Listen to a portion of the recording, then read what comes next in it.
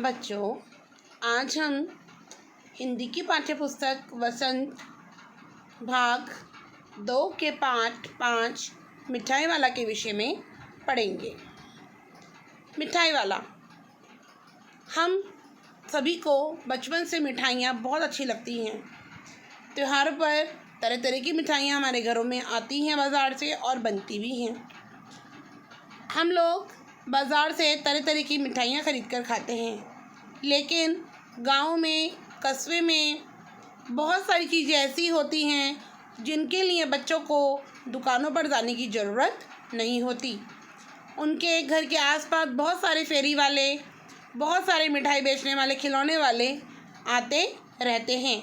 ऐसी ही कहानी कुछ इस मिठाई वाले की है, जिसके परिवार के लोग, उसकी पत्नी, उसके बच्चों की मृत्यु हो चुकी थी और वह गली गली घूमकर छोटे छोटे बच्चों में अपने बच्चों की छवि देखता था और उनको मिठाइयाँ, खिलौने, मुरली आदि देता था। इस कहानी के लेखक भगवती प्रसाद वाजपेयी जी हैं। आइए पहले हम लेखक के विषय में जानकारी प्राप्त करते हैं।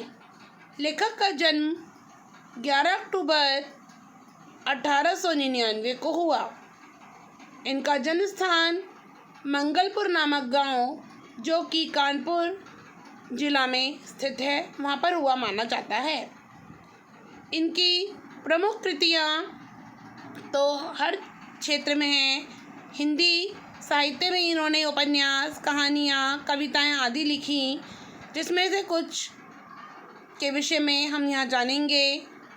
मधुपर्क, हिकोर, खाली बोतल, उपहार, दीपमालिका, बाती और लो आदि इनके कहानी संग्रह के अंतर्गत आते हैं। राय पिथौरा, छलना इनके द्वारा लिखित 2 नाटक हैं। ओस की बूंद इनकी कविता संग्रह के अंदर आती है और प्रेमपत्र, मीठी चुटकी, अनाथ पत्नी, त्यागमयी, 2 बहनें, मनुष्य और देवता आदि इनके कुछ उपन्यास हैं। इनका संपादन कार्य उर्मी और आरती जैसी पत्रिकाओं का संपादन भी इन्हीं के द्वारा किया गया है।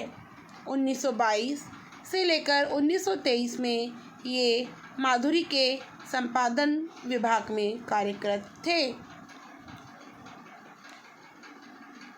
वाजपेयी जी का निधन 8 मई 1973 को दतिया नामक स्थान पर हुआ था। बच्चों देखो, ये है मिठाई वाला। अब हम मिठाई वाले के सारांश को पढ़ेंगे और समझेंगे। मिठाई वाला। मिठाई वाले के नाम से ही आपको ज्ञात होता है कि हम किसके विषय में बात कर रहे हैं। हम एक ऐसे व्यक्ति के विषय में बात कर रहे हैं जो कि घर घर मिठाई बेचने का कार्य करता है। मिठाई वाला एक कहानी है जिसके लेखक भगवती प्रसाद वाजपेयी जी हैं। ये कहानी बहुत ही मार्मिक कहानी है, क्योंकि ये कहानी एक पिता ने अपने बच्चों से किए गए अटूट प्रेम के विषय में लिखी है।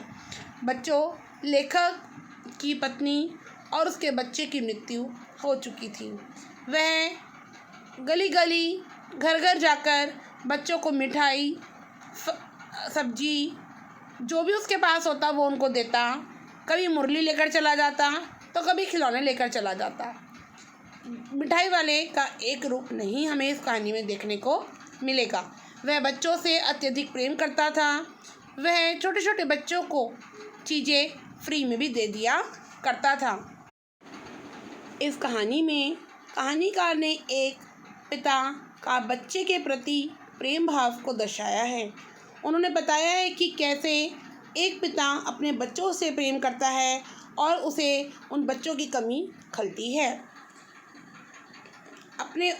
इसमें उन्होंने एक ऐसे पिता की कहानी बताई है जो अपने बच्चों को खोने के बाद अन्य बच्चों में वह खुशी की तलाश करता है, जो खुशी शायद अगर उसके बच्चे आज जीवित होते तो उसे अपने बच्चों में मिलती। इस कहानी के माध्यम से लेखक ने पिता के आदर्श प्रेम को दर्शाने का प्रयास किया है।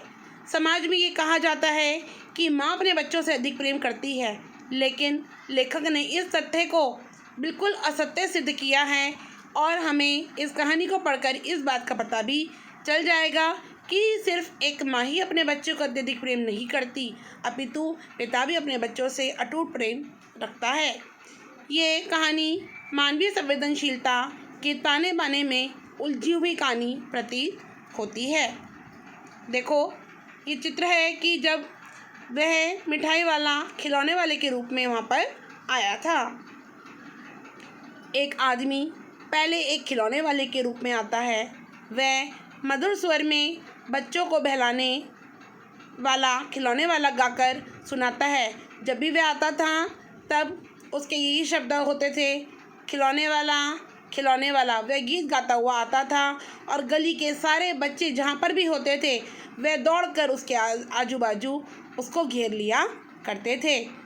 सभी बच्चे उसके खिलौने परी कर अपनी तोतली आवाज़ में भाव पूछते थे, ये कितने का है, ये कितने का है। बच्चे तोतली भाषा में बोलते हैं। नन्हे नन्हे बच्चों से पैसे लेकर तथा उन्हें खिलौने से वह फिर वहाँ से गीत गाता हुआ चल पड़ता था। राम विजय बहादुर के बच्चे चुन्नू मुन्नू भी एक दिन खिलौने लेकर आए और उनकी माँ रोहिणी इतने सुंदर और सस्ते खिलौने देखकर सोचने लगी कि मैं इतने सस्ते खिलौने कैसे देकर गया। इसके 6 महीने बाद नगर में किसी मधुर मुरली बजाकर बेचने वाले का समाचार शहर में फैल गया। पहले तो वो मिठाई लेकर आया था मिठाई वाला, उसके बाद जब वह खिलौने लेकर आता था तो एक दिन राम विजय बहादुर के बच्चे चुन्नू मुन्नू ने भी उसे खिलौने ले लिए और उनकी पत्नी रोहिणी भी इस असमंजस में पड़ गई कि इतने सुंदर और सस्ते खिलौने देकर कैसे दे दिए उसने। 6 महीने बाद फिर वही आदमी आया गांव में। तब वह बच्चों के लिए खिलौने न लेकर वह बच्चों के लिए मधुर मुरली बजाकर मुरली बेचने आया और यह समाचार पूरे शहर गांव में फैल गया। वह मुरली बहुत सस्ती बेचता था, 1 रुपये की, 2 रुपये की, 1 आने 2 आने की। उस समय उस 1 रुपये और 2 रुपये का भी बहुत मोल हुआ करता था। रोहिणी उसकी आवाज़ सुनकर पहचान गई कि यह वही खिलौने वाला है जिससे उसने अपने बच्चों को खिलौने दिलवाए थे। रोहिणी ने अपने पति के द्वारा इस मुरली वाले को बुलाया और अपने बच्चों के लिए मुरली खरीद ली। फिर उसे देख बच्चों का समूह खुश होकर उसके चारों तरफ इकट्ठा हो गया। जैसे वो खिलौने बेचने आता था तब सारे बच्चे गली के उसको चारों तरफ से घेर लेते थे। ऐसे ही आज हुआ, जब वह मुरली बेचने आया सारे बच्चों ने उसको चारों तरफ से घेर लिया। मुरली वाले ने सभी बच्चों को मुरली देने के बाद उस बच्चे को भी मुफ्त में मुरली दी जिसके पास पैसे नहीं थे। बच्चों, मुरली वाला बहुत सरल स्वभाव का व्यक्ति था। वह बच्चों पर तरस खाता था क्योंकि वह उन्हीं बच्चों में अपने बच्चों की खुशी के रुख को देखता था। किसी बच्चे के पैसे नहीं होते थे, वह उसको मुफ्त में भी सामान दे दिया करता था। ठीक उसी 8 महीने बाद सर्दियों में एक मिठाई बेचने वाले का गीत सुनाई दिया। रोहिणी को उसका सर भी को सुना हुआ लगा। रोहिणी समझ गई कि ये वही है जो पहले खिलौने लेकर आया था। फिर कुछ महीनों बाद मुरली लेकर आया और आज 8 महीने बाद ये मिठाई वाला भी वही है। रोहिणी को इसका स्वर भी कुछ सुना हुआ लगा। वह अपनी छत से तुरंत नीचे आई। उसने मिठाई वाले को अपने पास बुलाया। रोहिणी के पूछने पर उसने बताया कि वह इससे पहले खिलौने और मुरली बेचने वाला आया था। रोहिणी के मन में बहुत उत्सुकता थी कि शायद क्या पता ये वही व्यक्ति है या कोई और है। रोहिणी ने अपनी उत्सुकता को दूर करने के लिए आखिरकार उससे पूछ ही लिया और ये वही व्यक्ति था जो सबसे पहले क्या बेचने आया था। बच्चों, सबसे पहले ये खिलौने बेचने आया, उसके बाद ये मुरली बेचने आया और आज ठीक 8 महीने बाद यही वह व्यक्ति है जो आज मिठाई बेचने वाले के रूप में उस गांव में आया था। रोहिणी ने उससे पूछा कि क्या इतनी सस्ती चीज़ें क्यों बेचते हो? आखिर तुम इसमें कमाते क्या हो जो तुम इतनी सस्ती चीज़ें बच्चों को दे जाते हो? मिठाई वाले ने बताया कि वह एक नगर का अमीर आदमी था। उसके 2 बच्चे थे और एक सुंदर पत्नी थी, लेकिन अब उसके पास कुछ नहीं रहा। उसके बच्चों की मृत्यु हो गई और उसकी पत्नी की भी मृत्यु हो चुकी थी। वह उन पुरानी बातों को रोहिणी को बताते बताते वह उनको याद करके फूट फूट कर रोने लगा। वह बहुत दुखी मन से उसको ये बातें बता रहा था। उसने बताया कि वह इन्हीं बच्चों में अपने बच्चों की झलक देखने के लिए ये सामान बेचता फिरता है। उसे मुनाफे नुकसान का कोई फ़र्क नहीं पड़ता। वह इन बच्चों को ये चीज़ें देखकर इन बच्चों में ही अपने बच्चों की छवि ढूंढता है और वह खुश रह लेता है। वह रोहिणी के बच्चे चुन्नू मुन्नू को कागज़ की पुड़िया में मिठाई बिना पैसे दिए ही गीत गाता हुआ चल दिया। अब वह यही सोचकर स्वयं को सांत्वना देता था कि इन बच्चों में शायद उसके भी बच्चे हों, क्योंकि उसको पता नहीं था। लेखक इस कहानी में पिता के दर्द को दर्शाने में बहुत कामयाब हुए हैं। बच्चों, इस कहानी में एक दुख भरी कहानी, एक मार्मिक कहानी है, जिसमें एक दुखी पिता की कहानी है जो छोटे छोटे बच्चों में अपने बच्चों को ढूंढने की कोशिश करता है। उसके बच्चे उसके पास नहीं हैं, वह नगर का अमीर आदमी है, उसके ऊपर पैसों की कोई कमी नहीं है, उसके ऊपर पैसों का कोई भी फ़र्क नहीं पड़ता, इसलिए वह बच्चों को मुफ्त में भी चीज़ें दे